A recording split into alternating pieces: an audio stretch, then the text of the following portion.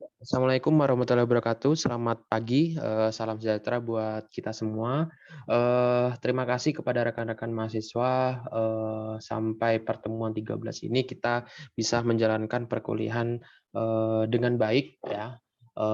Teman-teman juga rekan-rekan menyelesaikan tugas maupun kuis dengan baik juga, dengan nilai yang cukup baik, UTS juga dengan nilai yang baik.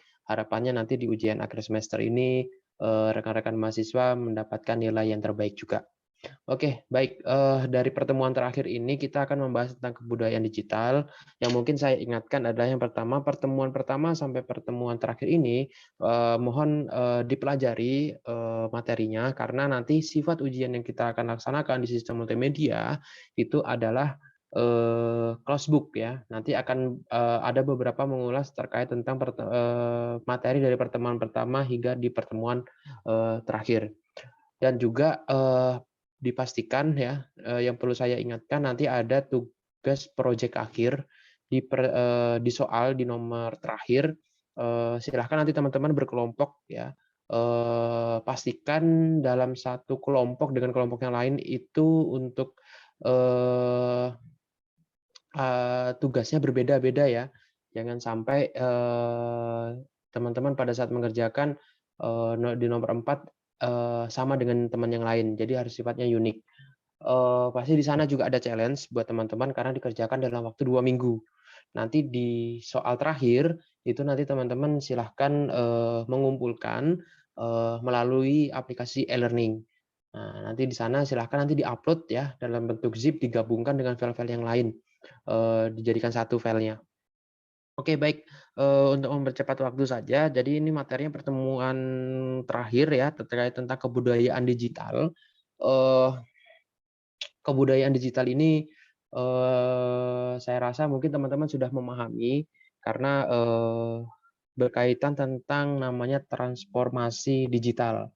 Nah, oke baik mungkin kita, langsung saja ke materinya.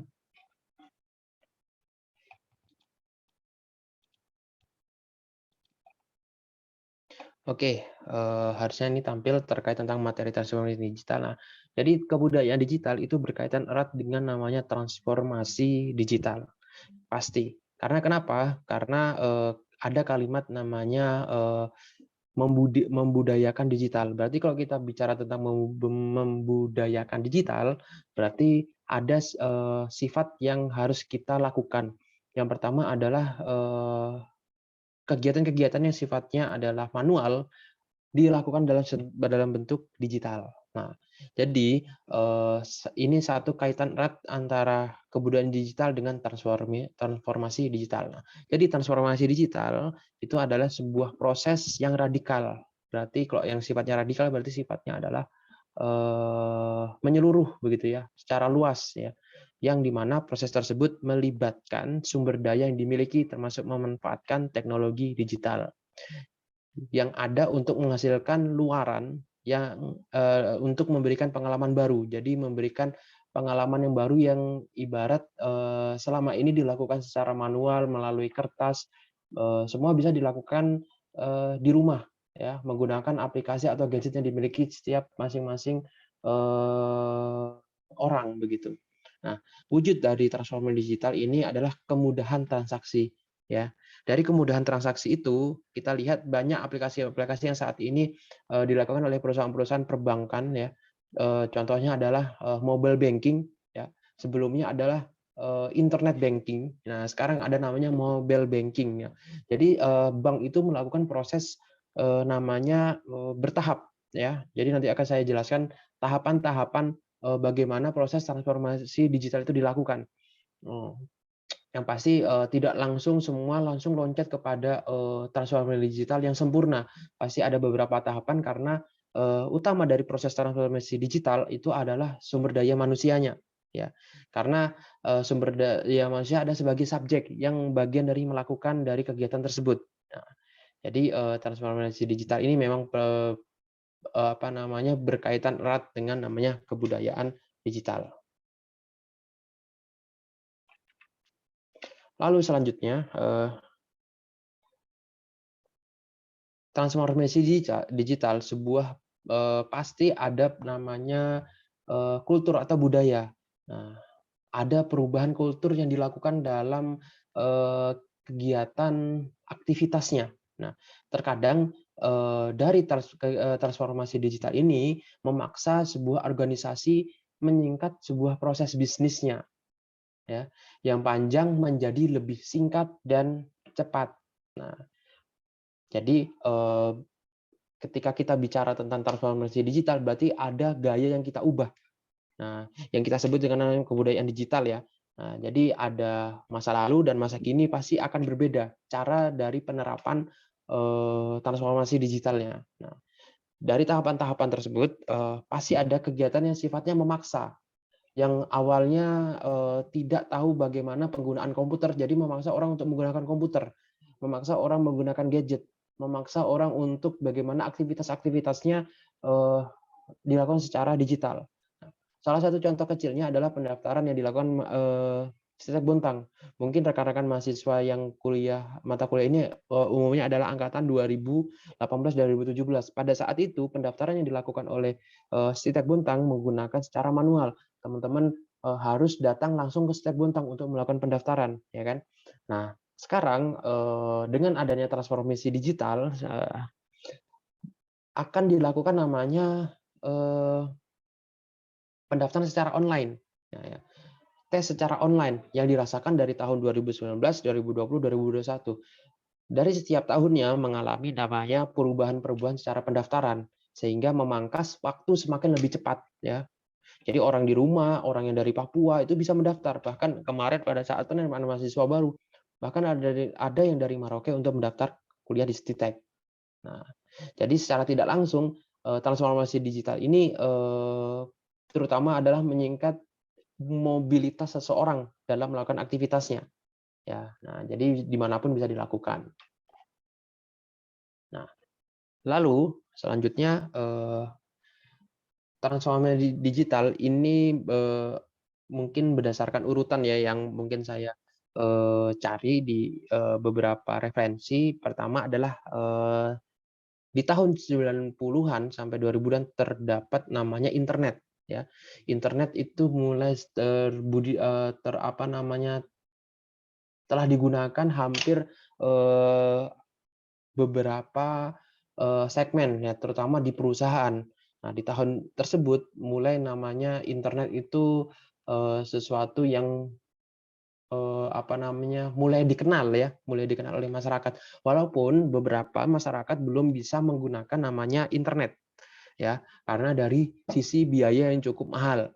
Nah, saat itu masih di tahun 90 sampai 2000-an itu alat komunikasi menggunakan telepon 3G ya, 3G itu sangat benar-benar harganya cukup mahal. HP-nya saja cukup mahal.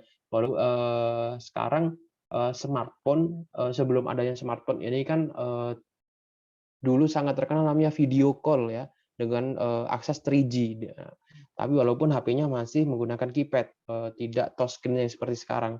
Nah, itu mulai dikenal oleh masyarakat walaupun harganya cukup mahal, di angka sekitar 3-4 jutaan. Nah, dulu saya di umur bukan umur di tahun 2006 masih SD ya. Itu harga HP biasa saja yang untuk bisa dikomunikasi melalui telepon itu harganya sudah 1,5 juta. Nah, bandingkan dengan HP yang sudah 3G. Jadi seakan-akan memang HP dengan fasilitas 3G itu sangat apa namanya dibilang orang sudah sultan lah ibaratnya ya kalau orang bicara masa kini. Lalu setelah itu ada namanya HP sudah mulai berkembang, alat komunikasi sudah mulai berkembang. Secara tidak langsung infrastruktur pasti juga mulai berkembang. Terdapat beberapa akses untuk mempercepat proses data dari masing-masing apa namanya provider ya. Ada tembaga menggunakan yang awalnya tembaga menggunakan fiber optik ya dulu Speedy ya yang terkenal menggunakan tembaga, lalu sekarang udah Telkom beralih dari tembaga menggunakan fiber optik ya. Dengan fiber optik kecepatan mulai ditingkatkan, kecepatan mulai apa namanya bisa mencapai di angka 100 Mbps dengan harga yang relatif lebih murah ya.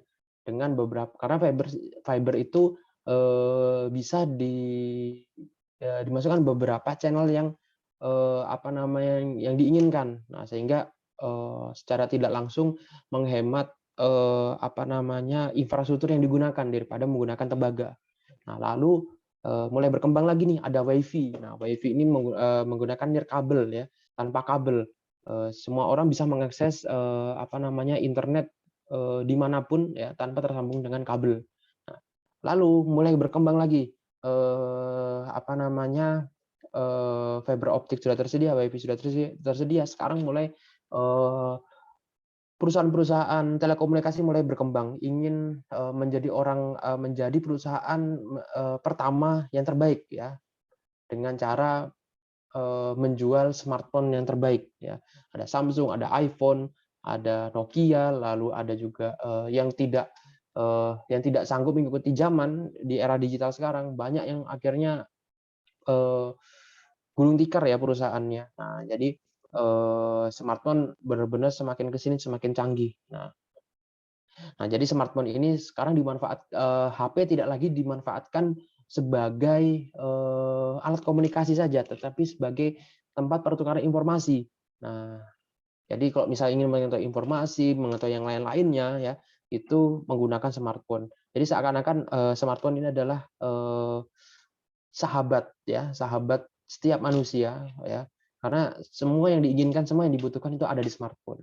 Nah, ditambah lagi ya dengan adanya COVID ya 19 ini semua aktivitas pekerjaan menjadi work from home ya. Semua aktivitas di remote ya. Nah, jadi sifat dari transformasi digital ini sifatnya adalah pasti memaksa setiap orang untuk dapat menggunakan apa namanya digitalisasi secara baik. Nah, jadi sifatnya sangat memaksa. Jadi mau nggak mau kita semuanya serba online, serba bisa dilakukan jarak jauh dan lain-lain. Ini apa namanya ke depan ya transformasi digital yang teman-teman tidak duga bisa terjadi ya yang akan datang. Nah, saat ini karena ada masa kendala ya, masa pandemi begitu ya, COVID-19 sehingga semua work from home, semua aktivitas dilakukan secara online.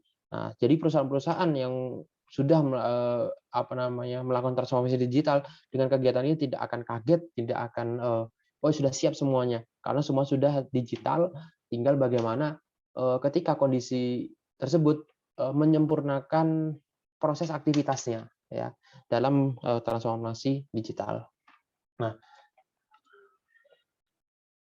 oke, ini menurut Brian Solis, digital analisis asal Amerika Serikat melalui Altimer ada 6 tahapan ya, 6 tahapan dalam proses transformasi digital.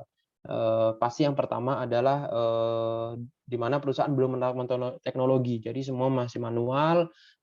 Memang seharusnya seperti itu, semua tidak harus semua sistem itu langsung digitalisasi semua. Ada beberapa sifat yang dilakukan dulu secara manual untuk melihat siklus atau aturan dalam sistem kerjanya. Nah, sehingga ketika sudah ketahuan, oh di sini celahnya dan segala macam, barulah masuk sistem digital itu menyempurnakan aktivitas tersebut. Karena proses untuk pembangunan development yang teman-teman pasti sudah tahu dalam arti membuat sistem aplikasi ya, development aplikasi itu kan biayanya cukup mahal ya. Bayangkan saja aplikasi yang biasa saja yang apa namanya untuk aktivitas surat menyurat aja bisa harganya jutaan. Nah, apalagi dengan sistem bisnis yang besar. Jadi mereka pasti akan memfokuskan gimana perusahaannya melakukan sistem manual secara baik. Selanjutnya nanti bagaimana ketika sudah sistem manual itu sudah baik, baru dialihkan dengan transisi ke transformasi digital. Nah, kita bisa lihat ini aturan pertama, tahapan pertama, tahapan kedua adalah perusahaan atau organisasi mulai sadar bahwa manfaat transformasi digital penerapan teknologi seperti otomasi pekerjaan diperlukan untuk meningkatkan produktivitas. Lalu yang ketiga, perusahaan mulai terbiasa dengan otomasi, setiap unit pekerjaan dilakukan dengan otomasi. Lalu yang keempat sudah mulai mengatur strategi ya. semua karyawan punya mindset yang sama terhadap teknologi digital. Jadi semuanya satu visi. Tidak ada lagi sifat pemikirannya adalah secara manual, tetapi bagaimana semua pemikirannya secara digitalisasi. Nah, karena visi itu yang utama. Ketika karyawan sudah punya mindset seperti itu, ya semua akan serba enak. Bandingkan dengan orang-orang tua dulu yang mungkin masih bekerja, tidak menerapkan transformasi digital dalam pemikirannya, sehingga ya seakan-akan semua sistem manual itu lebih baik daripada menggunakan sistem digital. Nah, langsung yang kelima, ada pada fase ini adalah perusahaan sudah terdigitalisasi pada keseluruhan aspek, dari sisi sumber daya manusia, dari sistem bekerja, manajemennya, dan segala macam, pelaporan, dan lain-lain. Nah, itu sudah mulai keseluruhan aspek mulai terdigitalisasi.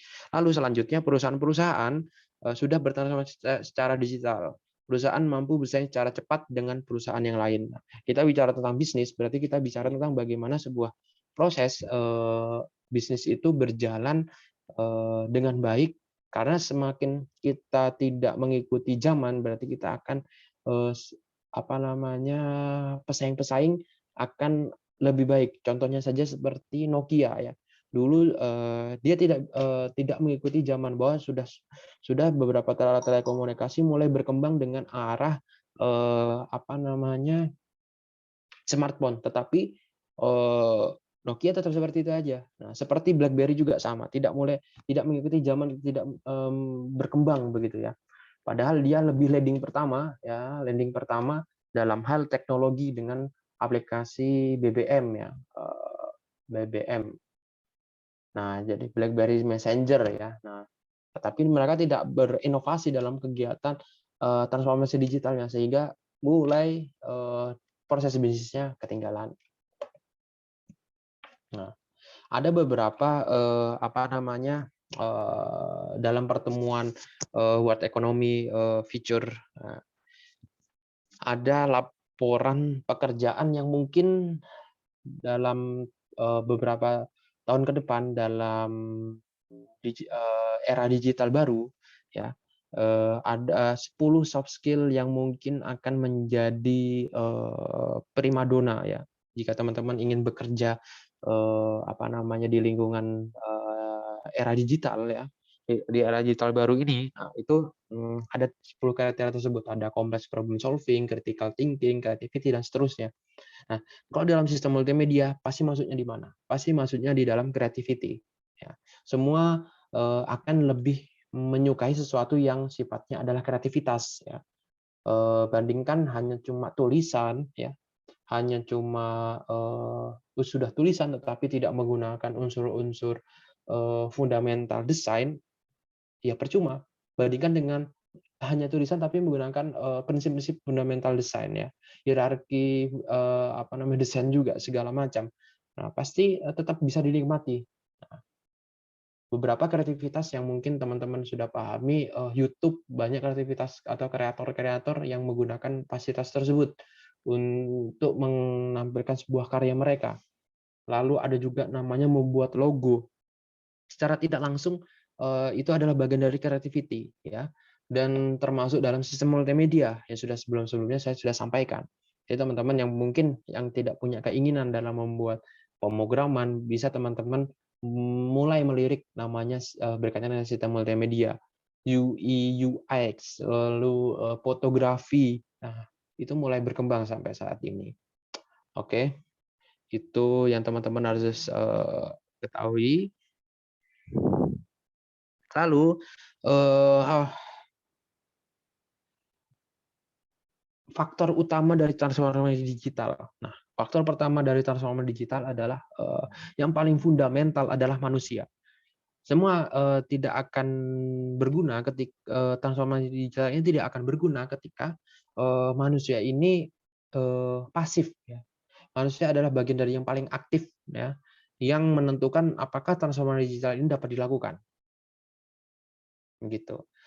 Nah, jadi manusia ya harus bisa mengaktualisasi dirinya dengan membangun harmonisasi bisnis dan organisasi. Nah, jadi memang manusia menjadi peranan yang paling utama dalam kegiatan transformasi digital. Nah, Lalu transformasi digital ini pun fokus pada SDM, ya, pada sumber daya manusianya dalam mendorong transformasi transformasi digital. Berdasarkan beberapa riset yang dilakukan, fokusnya pasti kalau bicara tentang transformasi digital itu adalah namanya sumber daya manusia. Nah, lalu selanjutnya,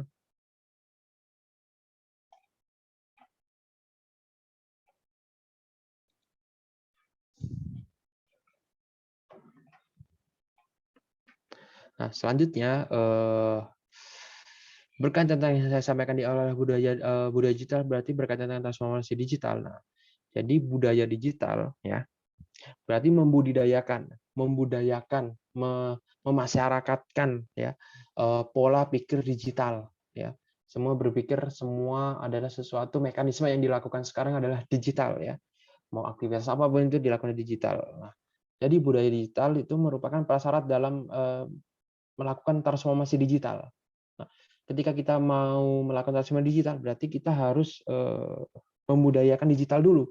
Percuma ketika sudah semua terdigitalisasi, tapi orang-orang tidak bisa menggunakan fasilitas yang tersedia. Nah, jadi budaya digital itu memang harus dilakukan secara terus-menerus. Bahkan pemerintah melakukan namanya kegiatan literasi digital. Nah, ada namanya program tersebut sehingga masyarakat mulai mengenal ya bagaimana penggunaan internet positif ya begitu ya. Menggunakan transformasi digital dengan baik dan benar begitu. Nah, jadi kenapa seperti itu? Karena penerapan budaya digital lebih kepada mengubah pola pikir agar dapat lebih beradaptasi dengan perkembangan digital dalam menangkap peluang. Nah, orang yang dapat ada sebuah kalimat mungkin teman-teman yang paham ya sudah tahu pasti orang yang dapat bertahan bukan yang paling kuat dan paling yang pintar, tapi yang paling bisa beradaptasi. Nah, kalau teori apa namanya Darwin ya kalau nggak salah manusia itu kan apa namanya bertransformasi dari apa namanya monyet begitu ya, kera atau segala macam akhirnya seperti ini karena sifatnya bisa beradaptasi dengan kondisi dibandingkan dengan seperti hewan-hewan dinosaurus dan lain-lainnya. Nah, itu tidak bisa beradaptasi sehingga apa namanya sudah menjadi fosil begitu ya, sudah tidak ada di saat ini seperti apa bentuk dinosaurus dan lain-lainnya. Jadi apa namanya seperti itu ya. Jadi kita harus bisa beradaptasi dengan sesuatu yang baru.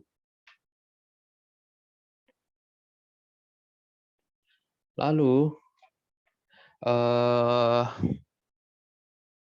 perbandingan budaya analog dengan digital. Nah, kita bisa lihat berdasarkan per masing-masing itemnya dari customer, dari organisasi dan SDM, attitude dan cara kerja. Nah, kalau kita bicara tentang budaya analog ya, pasti budaya analog sesuai dengan apa namanya item-itemnya ya. Kalau berdasarkan customer berarti ada push produk ke pasar ditentukan melalui pembelian dan supply dan lain-lain. Tapi kalau di budaya digital semuanya ditentukan dari customer ya. Jadi semua bisa memotong aliran apa namanya proses bisnis begitu ya dengan customer begitu. Yang biasa harus ada distributor, sekarang tidak perlu ada distributor karena apa namanya ada digitalisasi di sana. Lalu ada namanya organisasi dan SDM. Nah, kalau dulu semua berorientasi pada proses dan tugas, lalu mengoptimalkan sumber daya yang ada. Nah, tapi kalau di digital semua bersifat agile organisasi. Agile organisasi itu ada bersifat tangkas ya. Dalam berorganisasi semua sistem kerjanya cepat, tepat dan outcome-nya jelas, begitu. Outcome-nya jelas. Jadi orientasi benar-benar kepada hasil dan produk. Jadi kalau misalnya teman-teman nanti belajar tentang materi kuliah atau mungkin teman-teman belajar tentang agile, ketangkasan. Nah, dalam pemrograman itu ada namanya bagaimana penerapan apa namanya model agile. Nah, model agile ada di dalamnya XP programming dan lain-lain. Nah, itu benar-benar penerapannya lebih baik daripada cara-cara metode waterfall dan lain-lain. Lalu teman-teman bisa baca dari attitude dan cara kerjanya dari masing-masing budaya analog dan budaya digital sangat berbeda jauh. Ya. Oke, selanjutnya, nah ini ada 4 kerangka budaya digital. Nah, 4 kerangka budaya digital yang pertama itu adalah bisnis berfokus pada customer centris, ya, menciptakan sesuatu pengalaman yang baru kepada setiap orang. Kalau kita membudayakan digital, jangan sampai mempersulit sebuah pengguna, ya. Jangan sampai ketika kita merasa, oh ini lebih mudah buat kita, nyaman buat kita, tetapi bagi customer, bagi pengguna itu tidak nyaman, tidak memudahkan. Jadi benar-benar harus berpikir kepada customer centris begitu. Lalu ada namanya digital transformasi, nah, aktivitas budaya dan mengoptimalisasi digital teknologi yang ada. Lalu ada namanya kapabilitas, ya. Jadi ini 4 kerangkanya adalah kapabilitas agile, inovatif, dan kolaboratif. Jadi memfokuskan kepada orang yang memiliki talent digital, ya, yang bisa menyesuaikan kondisi, beradaptasi dengan kondisi namanya transformasi digital begitu. Lalu kalau kita bicara tentang bisnis, itu berarti bicara tentang kepemimpinan digital. Berarti orang yang ada di dalam lingkungan bisnis tersebut harus punya pola pikir digitalisasi, ya, transformasi digital. Jangan sampai masih berpikir cara-cara manual, cara-cara yang konvensional. Nah, jadi sifatnya semua pasti kalau bicara tentang digital pasti berbasis pengetahuan dan keterbukaan. Begitu. Oke, lalu lanjut materi selanjutnya. Ketika kita bicara tentang kebudayaan digital, pasti kita memahami namanya sesuatu kondisi. Yang pertama kita harus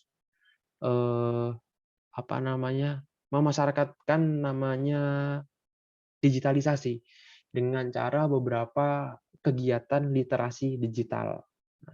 Lalu yang sangat-sangat hangat masalah tentang kebudayaan digital ini, ya, karena semuanya bisa dilakukan digitalisasi adalah hak kekayaan intelektual.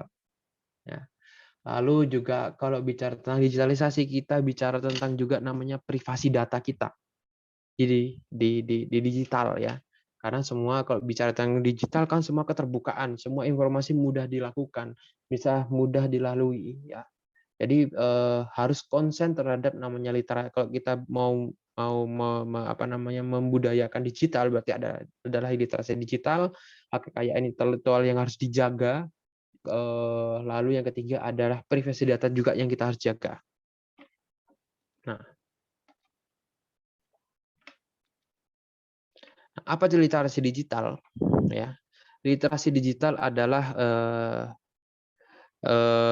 apa namanya kemampuan menggunakan teknologi dan komunikasi TIK untuk menemukan, ya, mengevaluasi, memanfaatkan, membuat dan mengkomunikasikan konten maupun informasi dengan kecakapan kognitif maupun teknikal. Nah, jadi teman-teman kalau misalnya meliterasi apa namanya literasi digital apa namanya harus benar-benar berdekatan dengan namanya teknologi informasi dan komunikasi. Dan pemanfaatan dalam mengevaluasi sebuah suatu kondisi, suatu masalah, ya, menggunakan digital, ya. Begitu. Lalu ada 4 apa namanya 4 pilar, ya, 4 pilar yang harus teman-teman pahami terkait tentang literasi digital.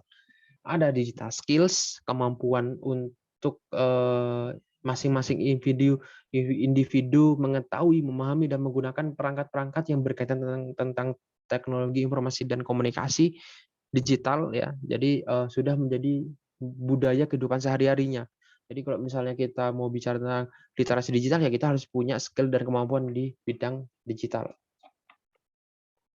Lalu ada namanya digital culture atau budaya digital. Nah, budaya digital ada kemampuan individu dalam membaca, menguraikan, terus membiasakan, memeriksa, dan membangun wawasan kebangsaan, nilai-nilai Pancasila. Jadi jangan sampai teman-teman bicara tentang eh, digital, semua tanpa batas, semua tanpa aturan, semua sesuai dengan keinginan masing-masing individu. Padahal semuanya itu ada batasannya. Jadi jangan sampai membedakan antara fisik dengan digital. Dianggap kalau yang fisik itu punya namanya aturan-aturan, hukum-hukum yang berlaku. Nah, begitupun juga dengan namanya digital culture ya. Berarti kita harus menyematkan ya, apa namanya, aturan-aturan secara fisik dilakukan juga digital. Menjaga privasi orang, jangan sampai menyakiti orang, jangan sampai apa namanya, melanggar secara hukum ya, menindas seseorang, mengancam seseorang. Nah, jadi tetap harus menjaga namanya wawasan kebangsaan, nilai-nilai Pancasila, Bhinneka Tunggal Ika dalam kehidupan sehari-hari. Lalu juga ada namanya etika digital ya, kemampuan individu dalam menyadari, mencontohkan, menyesuaikan diri, merasionalkan dan mempertimbangkan tata kelola etika digital dalam kehidupan sehari-hari. Jadi kita harus benar-benar menjaga etika kita dalam menggunakan digital ya. Itu yang paling utama. Lalu keamanan ya atau digital safety ya. Ini pasti berkaitan tentang kesadaran perlindungan data pribadi.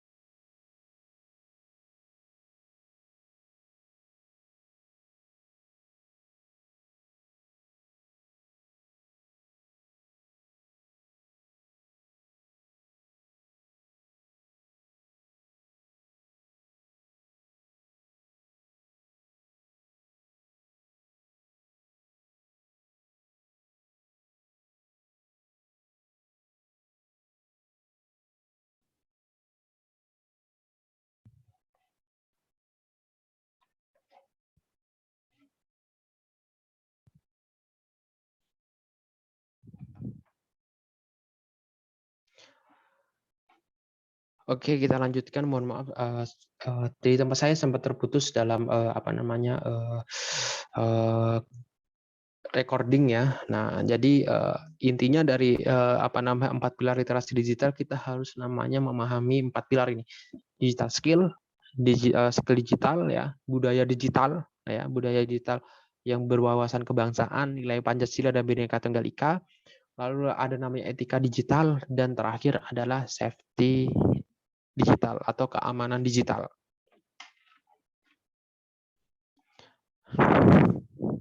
Lalu selanjutnya setelah literasi digital adalah privasi data dan keamanan informasi. Ini apa namanya lanjutan dari poin ke pilar keempat dalam literasi digital. Ya, jadi keamanan informasi merupakan komponen yang krusial dalam transformasi digital. Informasi merupakan salah satu aset yang paling penting dan dari 3 aset berharga, yaitu people, physical property, dan informasi. Nah, jadi informasi adalah sesuatu yang benar-benar aset berharga. Contoh, password ATM itu kan informasi ya. Nah, secara data ya. Nah, jadi kalau kita bisa men-share sudah nomor dari ATM sampai pas ATM itu disebarluaskan, orang bisa mengakses. Bisa-bisa uangnya habis karena akibat dari tidak bisa menjaga namanya keamanan informasi, karena sesuatu yang sangat berharga.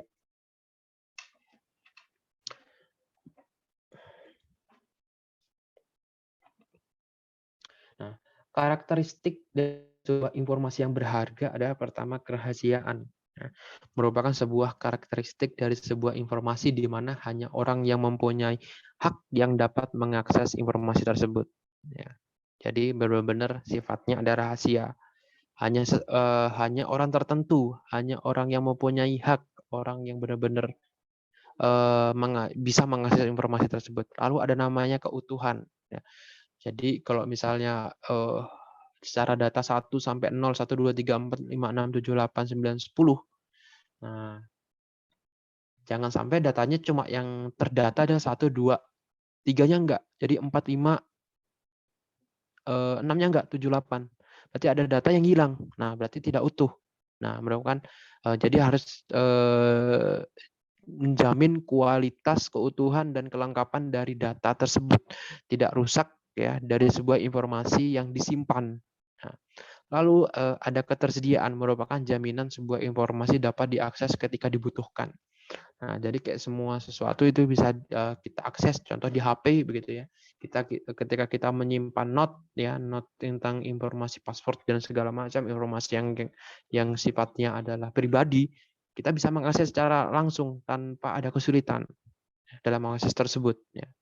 Jadi benar-benar kemudahan dalam mengaksesnya ya ketika dibutuhkan. Jadi berkaitan tentang privasi data, ketika kita membudidayakan kebudayaan digital, berarti kita harus benar-benar punya pemahaman tentang namanya privasi data di dalam pikiran kita. Ya, karena sesuatu yang kita tidak bisa simpan dengan baik itu bisa mengancam keselamatan diri sendiri, merugikan diri sendiri dan mungkin kelompok atau yang lainnya. Ketika data yang kita simpan tidak secara baik kita simpan, karena sesuatu sifat yang eh, informasi itu berarti sangat-sangat berharga dan mempunyai nilai dan value. Ya, itu yang harus dipastikan. Lalu yang terakhir adalah hak kekayaan intelektual. Ketika kita kemudahan akses dalam digital, berarti tidak secara tidak langsung kita dapat bisa mengcopy paste sebuah literatur, sebuah karya seseorang tanpa kesulitan. Contoh saja yang paling dekat dengan sistem multimedia dalam hak kekayaan intelektual itu adalah musik, video yang dapat dikopi secara mudah, dapat diduplikasi atau dapat dibajak ya. Yang sebelumnya menggunakan kaset CD dan kita harus beli ke toko.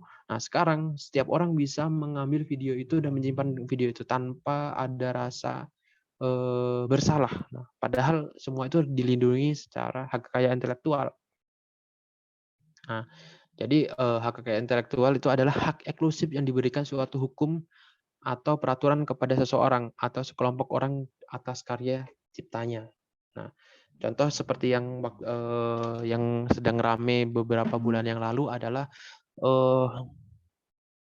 Warkop ya, diduplikasi oleh Warkopi ya, Warkop DKI diduplikasi oleh Warkopi. Nah, itu secara tidak langsung secara hukum sudah melanggar. Ya, mereka mempublikasikan nama Warkop DKI dengan identitas pemeran di dalam Warkop DKI ke Warkopi begitu ya. Nah, itu bisa dituntut secara hukum dan dan biaya hukumannya itu tidak kecil, sangat besar ketika dituntut secara hukum. Nah, karena di sana hak kekayaan intelektual itu berkaitan dengan namanya keuntungan ya. Nah, nanti kita akan bicara beberapa prinsip tentang hak kekayaan intelektual. Nah, lalu selanjutnya prinsip pada HKI ya. Hak kekayaan intelektual adalah prinsip ekonomi. Berarti di situ ada keuntungan yang didapat ketika kita menggunakan karya tersebut. Nah, lalu ada prinsip keadilan, ada prinsip kebudayaan dan prinsip sosial. Nah, masing-masing ini menjadi prinsip-prinsip dalam menentukan apakah sebuah karya itu termasuk hak kekayaan intelektual. Ya. Nah, jadi prinsip-prinsip ini harus dipegang. Ada hak eksklusifnya tidak, bersifat keadilan atau tidak, ada prinsip kebudayaan atau tidak, prinsip sosial atau tidak. Nah, itu yang berkaitan tentang hak kekayaan intelektual. Lalu dalam dunia digital ya, ada namanya fair use atau penggunaan wajar. Ya, fair use adalah merupakan bentuk pembatasan yang memperbolehkan pihak lain untuk menggunakan sebuah karya tanpa meminta izin kepada pencipta dalam batas-batas tertentu. Jadi di dalam dunia digital ini kita dapat apa namanya mengenal namanya fair use ya. Kalau di YouTube ada namanya fair use. Nah, penggunaan wajar ketika kita menggunakan musik seseorang dalam video yang kita gunakan, pasti akan kalau kita YouTube-nya bisa menghasilkan uang ya, itu secara tidak langsung lagu tersebut bisa tidak ada suaranya atau melanggar hak cipta dengan ketentuan-ketentuan yang diberlakukan oleh pihak YouTube. Contoh, pihak YouTube memberlakukan bisa menggunakan lagu seseorang tidak lebih dari 30 detik. Boleh menggunakan video seseorang dalam waktu 30 detik. Lebih daripada itu sudah 15 detik, maaf, 15 detik. Jika lebih dari 15 detik, itu secara tidak langsung melanggar namanya hak kekayaan intelektual. Jadi melewati batas aturan dari penggunaan wajar. Nah, jadi teman-teman harus paham ketentuan-ketentuan ini dalam dunia digitalisasi ya, kebudayaan digital, yaitu adalah penggunaan wajar dalam apa namanya plagiasi atau mengambil karya seseorang. Oke, lalu terakhir kriteria penggunaan suatu ciptaan dikatakan termasuk fair use. Nah, penggunaan wajar. Yang pertama adalah tujuan dari penggunaan ciptaan, apakah sifatnya untuk komersil atau untuk kepentingan edukasi. Kalau kepentingan komersil pasti sudah melanggar secara hak cipta. Lalu sifat dari ciptaan itu sendiri, sifatnya seperti apa? Sifat dari apakah itu adalah musik, ataukah itu video, atau itu adalah teks, atau yang lainnya. Lalu seberapa banyak dan seberapa substansialnya bagian dari ciptaan yang digunakan. Lalu yang terakhir adalah dampak dari penggunaan ciptaan terhadap pasar terkait dengan nilai dari ciptaan tersebut. Nah, jadi ketika kita punya sebuah karya, kita mengambil beberapa potongan lagu atau potongan video dari tempat lain, milik orang lain yang ada di YouTube, apakah yang kita buat itu memiliki dampak di masyarakat, ya, secara ekonomi maupun pasar. Nah, jadi kalau kita melanggar dari 4 aturan ini secara tidak langsung, apa namanya, kita sudah melanggar penggunaan wajar. Secara tidak langsung pasti diblokir. Ketika kita melewati dari aturan-aturan yang sudah dikriteriakan oleh beberapa platform. Nah, ini salah satu platform yang digunakan secara umum ya. Ini menggunakan aturan apa namanya secara hukumnya Amerika. Karena YouTube itu kan adanya di Amerika, secara tidak langsung secara hukum menggunakan aturan Amerika dalam penggunaan wajar di dalam hak kekayaan intelektual. Oke, mungkin itu saja yang bisa saya sampaikan kepada rekan-rekan mahasiswa. Saya ucapkan terima kasih sebesar-besarnya kepada mahasiswa mengikuti perkuliahan dengan baik, ya, melaksanakan tugas dengan baik. Sekali lagi terima kasih. Semoga hasil yang teman-teman dapatkan, nilai yang didapatkan, ilmu yang didapatkan itu sangat bermanfaat kepada teman-teman. Jangan pernah berhenti untuk dikembangkan apa yang teman-teman terima, ilmu yang teman-teman terima. Ya, kalau hanya sebatas teman-teman menerima apa yang saya sampaikan, ya hanya sebatas lingkungan itu saja. Karena kenapa? Lingkungan IT dan lingkungan teknologi itu sangat berkembang pesat, sangat luas ya. Jadi teman-teman harus up to date, belajar secara otodidak, sehingga apa ya ilmu yang saat ini teman-teman dapatkan dapat terus berkembang ya.